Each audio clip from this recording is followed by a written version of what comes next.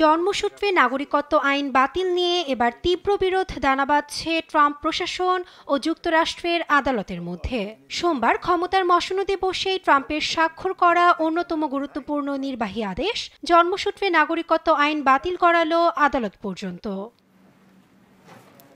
এবার জন্মসূত্রে নাগরিকত্ব বাতিলে ট্রাম্পের নির্বাহী আদেশ সাময়িক সময়ের জন্য স্থগিত করেছে মার্কিন আদালত। বৃহস্পতিবার ওয়াশিংটন অঙ্গরাজ্য বিচারক জন কফিনার দেন এই সিদ্ধান্ত। ট্রাম্পের নির্বাহী আদেশকে স্পষ্টভাবে অসাংবিধানিক আদেশ বলেও মন্তব্য করেন বিচারক। ফলে ট্রাম্পের আদেশটি কার্যকর হওয়া 14 দিনের জন্য স্থগিত থাকবে।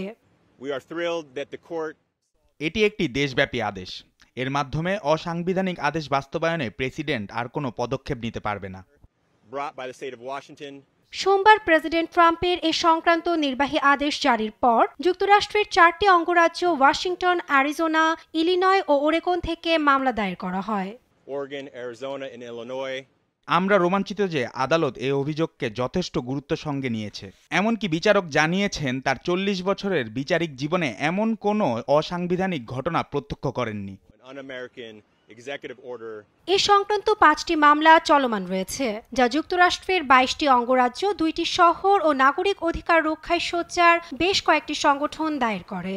অন্যদিকে বৃহস্পতিবার ওভাল অফিসে সাংবাদিকদের এক প্রশ্নের জবাবে প্রেসিডেন্ট ডোনাল্ড ট্রাম্প জানান তার প্রশাসন এ সিদ্ধান্তের বিরুদ্ধে আপিল করবে।